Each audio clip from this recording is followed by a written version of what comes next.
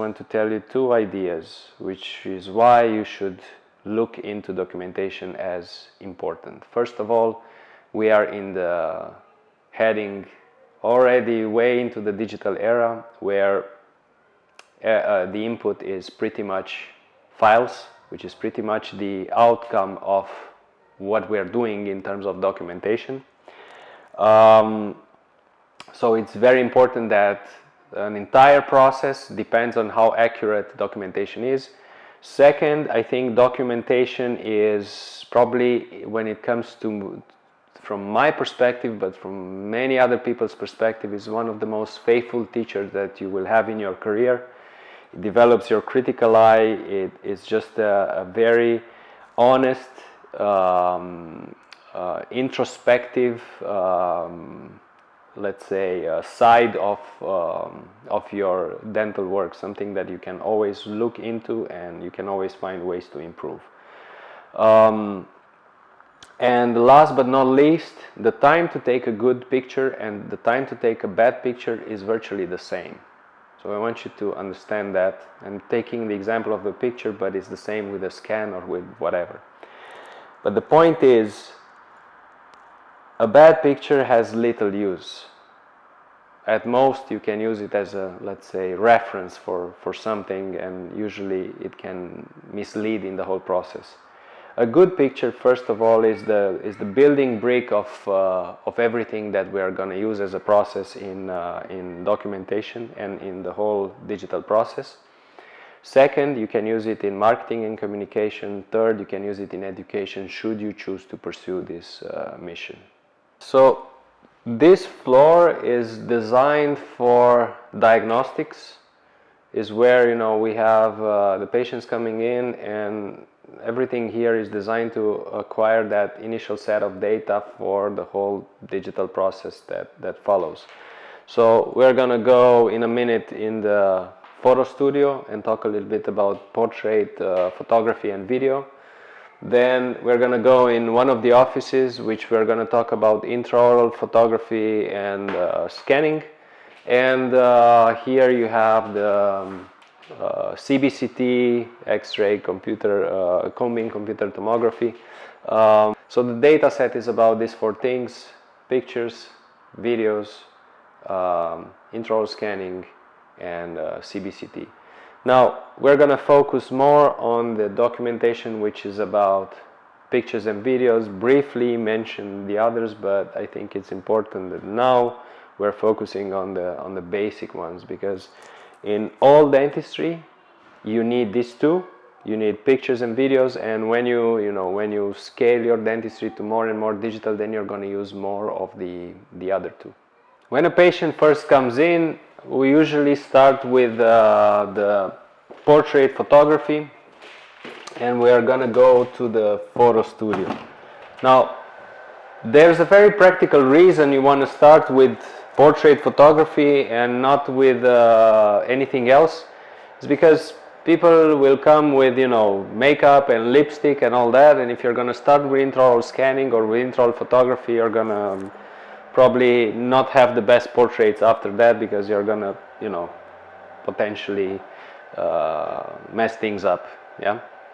So the reason why a lot of dental clinics today have a studio like this is because it allows you to have a uninterrupted flow, and it allows you to document without, interrupting any other process in the clinic. Imagine if I have to set things up, to move lights, or to wait for the assistant to finish cleaning and all that so I can take some pictures.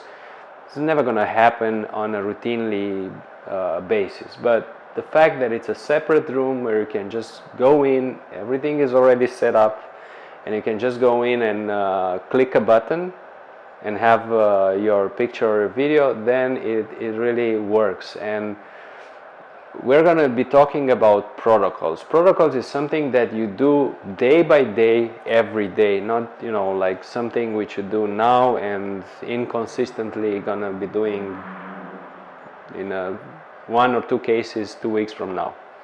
This is something that happens in every single case. Now, the setup of this room is quite simple. You will notice, first of all, there's a black wall, a white wall. Now the only thing that is important here, this is a latex paint. It's a black paint with latex that doesn't reflect light. And this is like a normal white light. This allows you to have three types of backgrounds. Black, if there's no light on it, white, and if you're gonna put light on the black one, you're gonna have like a grayish one. It doesn't really matter, there's no correct thing about which background you use. There can be like a simple rule which you can relate simply to, let's say, for example, if you have somebody that's dark haired, you don't want to use a black background because it will blend in with the hair. So if you have somebody with blonde hair, it's okay. As elements of the setup which you need here is a couple of things. First, you see some lights now. The minimum lights you should have is 2 lights. Yeah? With 2 lights you technically can have already very nice pictures. We have 4 lights because these other 2 lights are just meant to give like the contour of the hair on the black background. Yeah, but this is, let's say, just an extra touch which is not necessarily something that you really need for dental. It's just to make your photos nicer. Now, when it comes to the actual lights, what I like for efficiency is that these lights are have both like a flashlight for photos and a continuous light, which you can see it right now for video. The reason for that is because you can both take pictures and shoot video without having extra sets of lights or without moving stuff around. And you're going to have pretty much the same light setup for photo and for video. Okay, the next thing is we have like a simple chair. Now this chair is, you know, just like a bar stool. That is very important that it doesn't have like you know, the part for the back, because it just you will have to have like a correct posture, and you will not, you know, like lay back or have any other kind of pose which we don't want. We want the patient to be just, you know, sitting on the stool and have like a correct posture as we take the pictures. Yeah. So very basic here. Then you have a tripod. This tripod has one use. Whenever you're going to shoot video. For pictures you don't need a tripod, but for video, if you don't use a tripod, you're going to have camera shaking, and that's a no-no. So this is again something cheap and very useful for high quality video. Next is like, you want to have a computer here. This is going to have multiple uses. First of all, this is where you're going to drag and drop all the stuff that you do. Is you're going to use it to play some music. It's very awkward to take photos in a photo studio without any music. It's just music fills that awkward silence that you sometimes have with a stranger. Many times, first times a patient comes as a stranger, so, you know, music helps. And then cameras. Now, as a general rule, every camera works. Like I said, there will be some links in the video, but the idea is just pick a brand which you like. There's a couple of you know, brands that everybody is familiar with, like Canon and Nikon. Personally, for studio photography, I prefer this one, which is a Canon. Is a 5DS. It's more, I would say, more than enough, but this is just because we love doing it. You can have a much, let's say, more basic camera without any issue whatsoever. And in terms of the lens, this is like a standard 100mm lens, which can be used for both intraoral photography and portrait. I do prefer, however, to have one camera that always stays in the studio, so you don't have to move it around, because at the same time in the clinic it will happen many times that there is a patient taking photos here in the studio, and there's another patient taking photos in the dental chair. So you want to leave the camera always here. So this camera is usually gonna be sitting here on a tripod and just, you know, never gonna leave this room, right? And this is like a standard trigger for the lights, which all of this combined is, let's say, a very simple and efficient way to take portraits. So this is Gabi, my colleague. I took her by surprise, and she's gonna model for us today, just to explain, you know, how we do the pictures and what we want from a photo session. So please, can you? So first things first, take the camera, check that you have a card in. It's very often that you take the camera, you start making pictures, and then you see you don't have a card. Happens all the time. Check for card, check for batteries, check the settings, right? And the settings, I will explain a few concepts about them when it comes to especially this studio photography.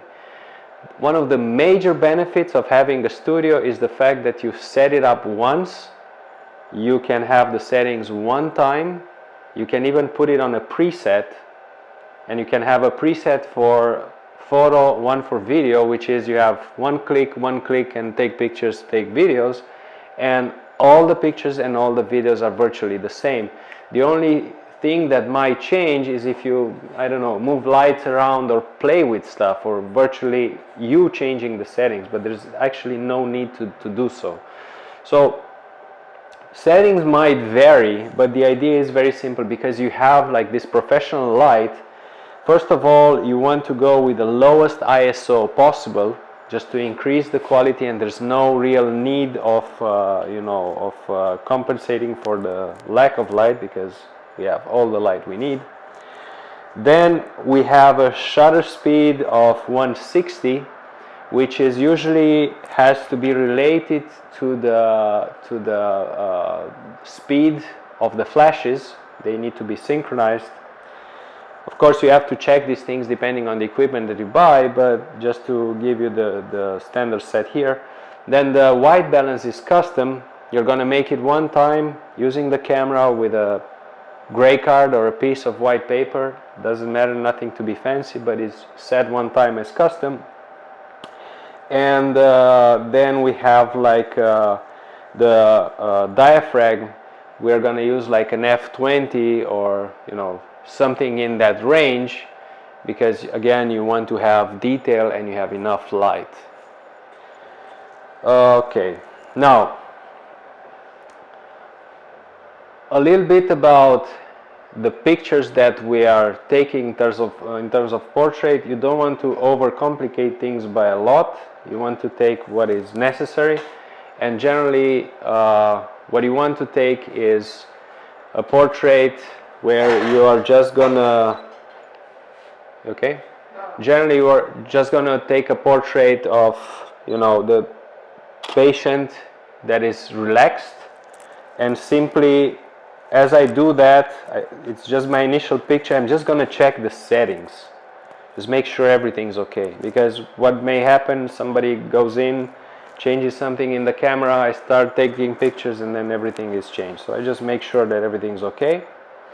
And then I'm gonna have like a first picture with, you know, just lips relaxed, which in aesthetics you're gonna use sometimes to determine the incisal edge position based on the display of the centrals. We're not gonna go into this stuff now, but that is gonna be the utility of that particular picture. Then you're gonna ask the patient to smile. You're going to take like a normal smile, a very social smile. Then you're going to ask for a big smile. And then you're going to ask for a big smile with the lips not touching the teeth. Because sometimes you will notice that, again, people pose to try to conceal different things that they don't like in their smile is not the case here, but I'll give you some examples. If you have somebody that has a lot of embrasures which they don't like, they will always tend to sink the incisal edges into the lip to conceal that. And whenever you're going to take that picture, you're going to be missing information for the planning process later on. So what you want when you're taking these pictures is just to try and look out for different poses or ways that the patient is trying to take out from the documentation. And remember, always the patient unconsciously, if they have problems, they are trained to somehow hide or conceal them or pose in an angle where they are less obvious, and your goal is to expose those things because those are the things that you have to diagnose and treat. As I explained, the couple of pictures that we're taking, usually want to take them like in a sequence and in the same, in the same angulation and the same everything.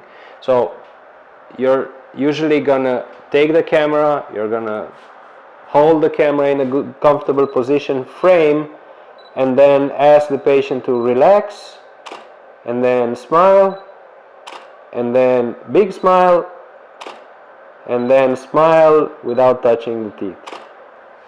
And you're gonna have like all of them pum pum pum pum. Things where you can make mistakes. First of all, the posture of the patient. You want to have like a very correct posture, and sometimes like the patient might tend to go like chin up, which will give you like a straight or a concave, an artificially concave curve of the smile, or they might go the opposite, chin down, and then again it will change. I mean, you can have like anteroposterior cant, which is not there, it's just created by not having the right pose. And then you will notice that again, people, if they have, let's say, a defect on one side, let's say that you can have somebody that has a side that they don't like for a reason, they usually go with the head a little bit like this, and you always have to correct them because they are not going to display the buccal corridors equally. No? Now, there will be different opinions here on whether you should have, like the hair on the back so you can see both ears and all that. But in my experience, that's not a rule that you can always go by because there's a lot of asymmetry even in the ears. So for me, it's not so relevant. So I like to leave them how they are comfortable when I take pictures, but just make sure that the posture is a correct one. And then sometimes the glasses can be a problem, but I think these ones, because of the size and the fact that they are very lightweight, are okay. But sometimes you want to take the glasses out because they will have some reflections which might be an issue in the pictures. The second thing which you will be using here is for video, and this is where the tripod comes in.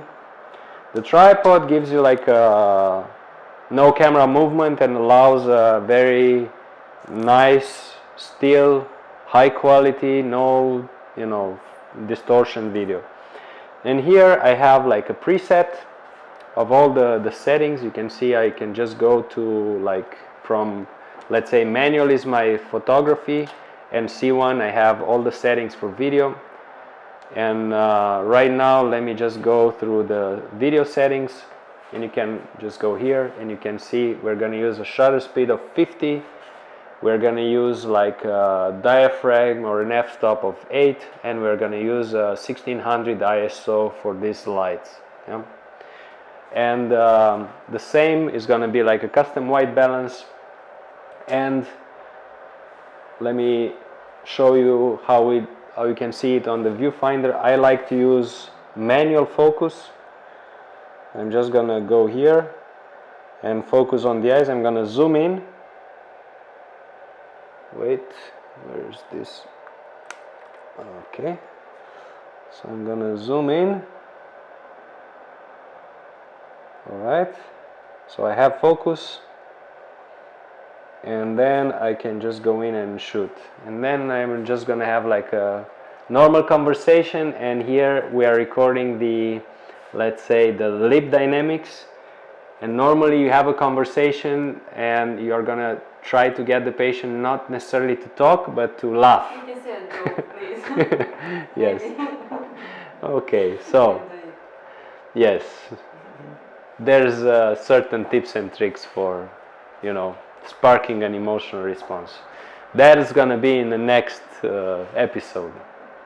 For now, you can see the main line is that it's very easy to do these things. I mean, it takes literally, if I'm just gonna go from one point to the other to take the pictures, is I'm gonna go to my preset of pictures and I'm just gonna go and say, you know, like smile, big smile. Okay, smile without touching, lips relaxed. Alright, so I have these pictures. Let me take one more. And then I'm gonna take the preset to video. Go here. Do the focus. Record. Hello, hello, how are you? Okay, perfect. Stop. You just need a couple of seconds. And that's it. So now that we explored this part, I hope you guys understand the flow, and the reason why we have a setup like this is again to make things very fast, easy and efficient. And now we're going to go to the dental office, where we're going to talk a little bit about the dental photography, and it's where we take the intraoral photos. Gabi? Please. So here we have what we call like it's almost like a mini studio, because again the two flashes emulate like the two studio lights, and then of course you have some sets of accessories, which is going to be like the mirrors, the contraster and the retractors, which we use for intraoral photography. And I always like to take these pictures on the dental unit. And there is also another reason for that, is usually, like I said, after you're going to take the pictures in the studio and you're going to come here, immediately after taking the intraoral photos you're going to scan. And the scanner is, you know, also nearby. So this is going to help you take all the documentation like this. So normally there's always an assistant when you're doing this, but like I said, we are after hours, so we're gonna have to do the DIY, do-it-yourself demo. So we're gonna use our model here. So again, a little bit about the setup. You have, what you're seeing here is a custom-made arm. You can buy this from several retailers. The point is that you want the lights a little bit more spread out from your lens than the normal macro kit, because the normal macro kit is designed for like small objects, you know, like, and it works perfectly if you're gonna shoot like two centrals or document a composite. But if you're gonna take like a smile, the lights being too close to the lens will almost be like a ring flash, which is something you don't want to use in, you know, this type of documentation, because it's gonna create like a very flat images. For example, you can have the best ceramist in the world, and if you're gonna take a documentation with a ring flash of that ceramics, is not gonna look nice. The ceramist won't be happy of his work being highlighted like that. The idea is you need always two lights, just like in the studio, to give, you know, the correct balance between light and shadow. This is photography, balance between light and shadow. So the settings here are pretty much standard as well. What we're going to use here is, again, shutter speed 160, f20, like roughly 400 ISO. You're gonna play with this when you're gonna shoot in a mirror. You're gonna increase and you're gonna decrease when you shoot directly. So you can play with this a little bit. You're gonna have like 2 flashes. I like a commander because I don't like to use this flash to also splash light frontally. I want always the light to come from the sides, and yeah, that is the main thing. And again, if I like Canon for studio, I prefer Nikon for the intraoral. The reason for this is the flashes. I think they have far superior flashes, and I think the flashes are very important. First of all, they are more lightweight and they are just easier to set up. Even this looks a little bit big for some people. If I would have to make the same setup for Canon, I would need to work out probably more to, it's heavy. So another thing is I like to take the pictures from 12 o'clock. So normally when I'm taking the pictures, the assistant would be here, patient would be lying, I would be here. And I like to do this because if I'm here, I never make like a mistake in terms of angulation. Yeah? If I'm at 9 o'clock, you always gonna shoot more of this quadrant than of this quadrant, and also it's not really comfortable to be like this on the patient. So if you're here, it's very comfortable. Now the first picture that we take here just to check the settings is like the 12 o'clock picture, which is you're gonna ask the picture to smile and take a picture from this angulation, and then you're gonna check the settings, just to make sure the color and everything's okay. We have a lot of light coming now from the window. Is not really relevant in our case because the flashes are much more powerful than the light coming in. Now for the photos I'm gonna take here, I'm gonna take like first we have like these full retractors, and then we have these half cut ones. When you take one arch, you have the mirror and you have the contraster. So I'm gonna take these two first, and you see they have like a smaller size and a bigger size. The rule here is the biggest one that fits, yeah. But here we're gonna be gentle on our model because she's kind enough to spend time with us now. So I'm gonna have the smaller ones, and I'm gonna ask her to hold, okay, close, and then I'm gonna come here and take like a picture. Now this is important. Can you check go on the display? So here you want to make sure that you have the correct curve, and here we always have a tendency to correct it with the camera. So the best way to do it is close again. You take like usually 2 or 3 angulations here. Take one like this, one like this, and one like this.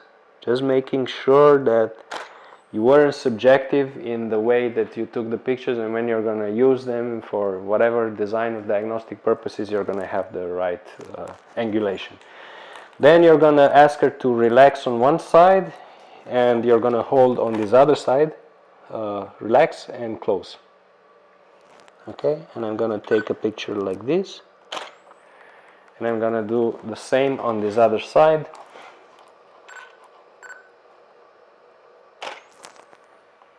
Right? So we have, you can see I'm not doing like a perfect framing because we can always crop.